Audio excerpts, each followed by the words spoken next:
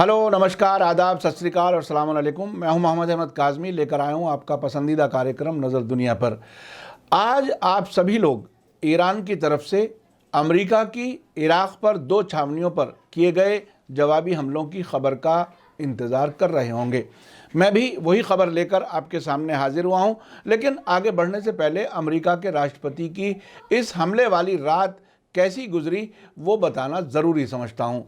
हमारे पास खबर यह है कि जैसे ही मंगलवार और बुधवार यानी ट्यूसडे वेडनेसडे की आधी रात इराक़ में अमरीकी सैनिक ठिकानों पर ईरानी मिसाइलों की बारिश शुरू हुई, वाशिंगटन में बड़े बड़े जिम्मेदारों ने इराक़ी जिम्मेदारों से कांटेक्ट करने के लाख कोशिशें की, लेकिन बगदाद में किसी ने उनका कोई जवाब नहीं दिया।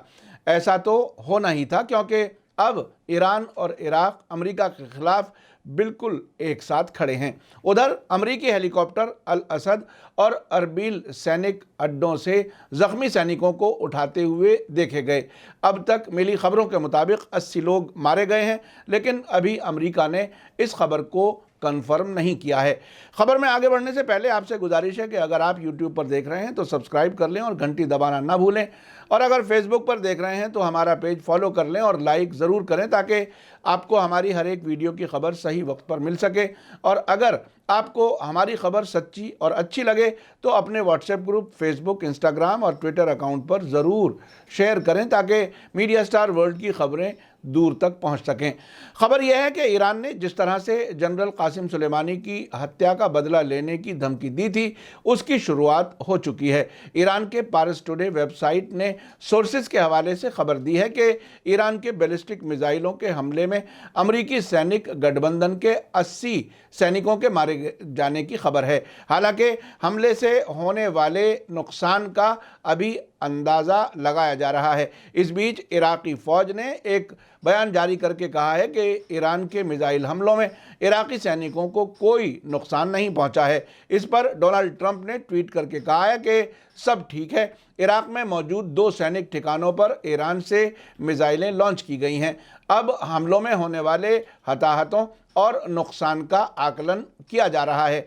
अब तक सब ठीक है। हमारे पास दुनिया में कहीं भी अब तक सबसे ताकतवर और अच्छी तरह से हथियारबंद सेना है। मैं कल सुबह बयान जारी करूंगा। उधर वेडनेसडे को ही ईरान के राष्ट्रपति हसन रूहानी ने कहा है कि इस इलाके में अमेरिका की मौजूदगी को ख़त्म करना इलाकाई मुल्कों के ज़रिए वाशिंगटन पर सटीक बदला होगा। उन्होंने तेहरान में कैबिनेट बैठक को संबोधित करते हुए ये बात उस वक्त कही जबकि IRGC ने जवाब में इराक़ में 2 अमेरिकी ठिकानों पर हमला किया है। ईरानी प्रेसिडेंट ने कहा कि हम मानते हैं कि अमेरिका को इस इलाके के मुल्कों से ख़ास रिएक्शन मिलना चाहिए। उन्होंने अत्याचार करके जनरल सुलेमानी का हाथ काट दिया, इसका बदला हमें इस इलाके से अमेरिका के पैरों को काट देना है।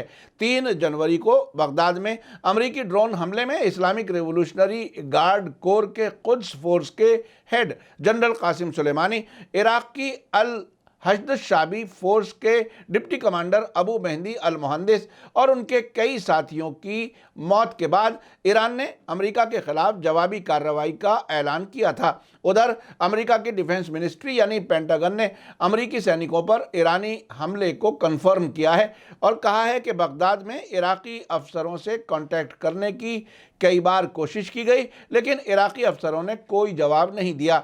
इस बीच इराक़ी सरकार ने अल अंबार सूबे में मौजूद ऐन अल असद फौजी छावनी पर ईरान के जवाबी हमले में हश्द-उश-शाबी के शामिल होने की खबरों को गलत बताया है।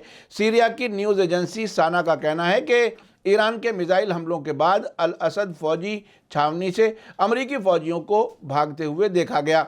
इधर कतर के अल जज़ीरा टेलीविज़न चैनल ने खबर दी है कि पेंटागन ने कंफर्म कर दिया है कि 2 इराक़ी सैनिक ठिकानों पर ईरान की तरफ से 1 दर्जन से ज़्यादा मिसाइलें दागी गई हैं। ईरान के मिसाइलों ने अल अंबार सूबे में ऐन अल असद बेस और उत्तरी इराक़ में कुर्दिस्तान की राजधानी अरबिल के हवाई अड्डे के पास एक छावनी को वेडनेसडे सुबह निशाना बनाया। ईरान का कहना है कि उसने अमेरिका के ज़रिए ईरान के कमांडर कासिम सुलेमानी की हत्या के लिए जवाबी कार्रवाई की है। उधर डोनाल्ड ट्रंप ने भारत की बुधवार सुबह यानी अमेरिका में मंगल की रात को यह ट्वीट किया कि वो वाशिंगटन डीसी में बुधवार सुबह ईरानी हमलों के बारे में एक बयान जारी करेंगे। आपको मैं बता दूं कि भारत और अमेरिका के टाइम में तकरीबन 10.5 घंटे का फ़र्क है दिल्ली और वॉशिंगटन में।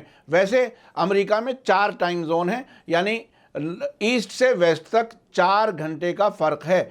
जो मैंने फ़र्क बताया है टाइम का, वो भारत का दिल्ली का टाइम और वॉशिंगटन के टाइम में जो फ़र्क है वो बताया है। जैसे जैसे अमेरिका और ईरान के बीच तनाव बढ़ रहा है, दुनिया भर की सरकारें डिप्लोमेसी और बातचीत की वकालत कर रही हैं और कुछ मुल्कों ने इलाके से अपने नागरिकों को वापस लाने पर गौर करना शुरू कर दिया है। उधर ईरान के प्रेस टीवी ने रिपोर्ट दी है कि हमले लोकल टाइम के मुताबिक सुबह 1:20 पर शुरू किए गए।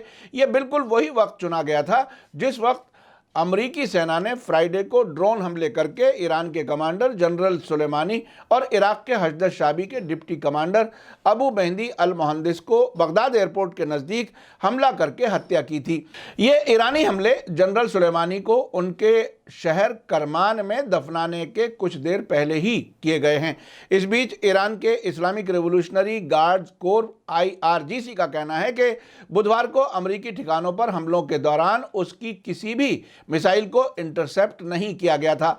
उधर ईरानी हमलों में मरने और जख्मी होने वालों की शुरुआती इंफॉर्मेशन आना शुरू हो गई है। हमलों के फौरन बाद ईरानी जिम्मेदारों ने अमरीकी कमांडरों को किसी भी नई फौजी कार्रवाई शुरू न करने की सलाह देते हुए धमकी दी है कि अगर ऐसा हुआ तो एक और कुचलने वाली कार्रवाई की जाएगी। हम उनसे इस इलाके को तेज़ी से छोड़ने के लिए अपील कर रहे हैं। वेडनेसडे सुबह एक गैर मामूली लाइव टेलीविज़न तकरीर में ईरान के supreme leader Ayatollah Sayyid Ali Khamenei ने अमरीकी फ़ौज की मौजूदगी को इलाके में सभी बुराइयों की जड़ बताया और अमरीकी फ़ौजी मौजूदगी को ख़त्म करने की ज़रूरत पर जोर दिया। आयतुल्लाह खामेनाई ने अमरीकी फ़ौजी अड्डों पर इराक में किए गए हमले के बारे में कहा कि कल रात एक थप्पड़ मारा गया, लेकिन ये अहम है कि इस इलाके में अमेरिका की मौजूदगी को ख़त्म किया जाए।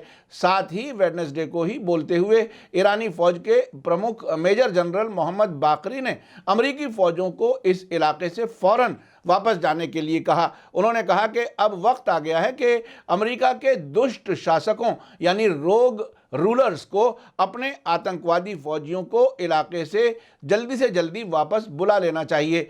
उधर अल जजीरा ने इराक से खबर दी है कि इराक की फ़ौज ने कहा है कि 2 फौजी ठिकानों पर 22 मिसाइलों के हमले में बुधवार को उसकी सेना को कोई नुकसान नहीं हुआ।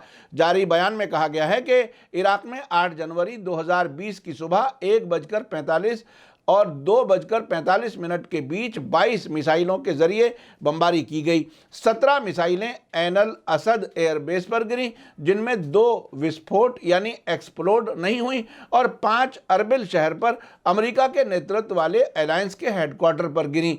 इराकी फोर्सेस के बीच कोई हताहत दर्ज नहीं किया गया, यानी इराकी फ़ौज में कोई नहीं मारा गया, कोई ज़ख्मी होने की भी इत्तला नहीं है। इराक के अंदर अमरीकी ठिकानों पर हुए हमलों के बाद भारत ने अपने नागरिकों से कहा है कि ईरान और इराक की गैर ज़रूरी यात्रा टाल दें और अगले नोटिस तक इंतज़ार करें। जो पहले से इन दोनों देशों में हैं वो होशियार रहें और बाहर निकलने से बचें। पाकिस्तान ने भी ईरान की सैनिक कार्रवाई पर बयान जारी करते हुए कहा है कि हम अपने नागरिकों को आगाह करते हैं कि वो लोग जो ईरान और इराक जाने का प्लान बना रहे हैं वो पूरी तरह से सतर्क रहें। जो पहले से ही इराक में मौजूद हैं वो बगदाद में पाकिस्तानी एम्बेसी के कांटेक्ट में रहें। यूरोपीय यूनियन ने कहा है कि मिडिल ईस्ट में हथियारों का इस्तेमाल फौरन बंद हो। उसने आगे कहा है कि अमेरिका और ईरान दोनों बातचीत शुरू करें और टकराव को ख़त्म करें। यूरोपीय यूनियन की अध्यक्ष उर्सुला वॉन डेर लियन ने कहा कि वो इस मसले पर ब्रिटेन के प्रधानमंत्री से बात करेंगे। इस बीच बुधवार को ही आयतुल्लाह खामेनाई ने जनरल सुलेमानी के बारे में कहा कि वो केवल साहसी नहीं थे बल्कि साहस और सूझबूझ का संगम थे, और सबसे ज़्यादा अहम ये कि उनमें निष्ठा की भावना यानी लॉयल्टी की भावना कूट कूट कर भरी थी। वे दिखावा करने वालों में नहीं थे और अपनी हिम्मत और अपनी सूझबूझ अल्लाह के रास्ते में इस्तेमाल करते थे। आयतुल्लाह खामेनी ने कहा कि कासिम सुलेमानी ने अपनी सूझबूझ और रणनीति यानी स्ट्रेटजी की एक मिसाल ये है कि उन्होंने इलाकाई मुल्कों की मदद से पश्चिमी एशिया में अमरीकी साजिशों को नाकाम बना दिया, जिसके लिए अमरीका ने बड़े पैमाने पर डिप्लोमेसी की और पैसे की ताकत का इस्तेमाल किया। इराक, सीरिया और लेबनान में अमरीकी साजिशें हमारे इसी प्यारे जनरल की वजह से नाकाम हुई। आयतुल्लाह खामेनी ने कहा कि अब हमारी क्या जिम्मेदारी है। ये जो कल रात एक तमाचा लगाया गया है वो दूसरी बात है। अहम यह है कि मुकाबले के मैदान में इस तरह की सैनिक कार्रवाइयाँ काफ़ी नहीं हैं। अहम यह है कि हमारे इलाके में अमेरिका की मौजूदगी का खात्मा होना चाहिए। इस बीच ईरान की तस्नीम न्यूज़ एजेंसी के मुताबिक हिजबुल्लाह ने कहा है कि अगर मंगलवार रात को ईरान के ज़रिए किए गए मिसाइल हमलों का अमेरिका जवाब देता है तो हिजबुल्लाह इजराइल पर हमला करेगा। IRGC ने एक बयान में कहा कि हम किसी भी तरह से इन अपराधों में ज़ायोनी शासन यानी इजराइल को अलग नहीं मानते हैं। इस पर इजराइल के प्रधानमंत्री बेंजामिन नेतन्याहू ने बुधवार को धमकी दी है कि ईरान के ज़रिए हमला किए जाने पर इजराइल एक ज़ोरदार जवाबी हमला करेगा, क्योंकि अमेरिका के हमले में ईरानी जनरल की हत्या के बाद इलाके में तनाव बढ़ा है। नेतन्याहू ने कहा कि जो कोई भी हम पर हमला करेगा उसे एक शानदार झटका मिलेगा। अब तक आप समझ गए होंगे कि अब अमेरिका का क्या हाल हो रहा है। जो खुद को सुपर पावर समझ बैठा हो और इराक के जिम्मेदार वाशिंगटन से आने वाले फ़ोन तक ना उठा रहे हों और उसके फ़ौजी ईरान के हमलों का सामना कर रहे हों, तो वो सुपर पावर का गरूर काफ़ी हद तक कम हुआ होगा। ईरान के मीडिया में अमेरिका के इराक में 2 फौजी ठिकानों पर किए गए हमलों को पहले मरहले का बदला बताया जा रहा है। अब देखना यह है कि अमेरिका अब अपने फौजी इराक से कितने दिन में निकालता है। अब से पहले अमेरिकी बड़े फौजी अफसर ने ख़त लिखकर इराक से कुछ दिनों की मोहलत मांगी है, लेकिन उनके रक्षा मंत्री मार्क एस्पर ने कहा है कि अभी तक इराक से फ़ौज वापस बुलाने का प्लान तैयार नहीं है। लेकिन जिस तरह की खबरें ईरान और इराक से आ रही हैं, मुझे नहीं लगता कि अमेरिका अब इराक में अपनी फ़ौज की वापसी में देर कर सकेगा। आपको मेरा कार्यक्रम कैसा लगा कमेंट्स में ज़रूर लिखें। इसी के साथ मुझे दीजिए इजाज़त। थैंक यू, धन्यवाद, शुक्रिया। जय भारत, जय हिंद।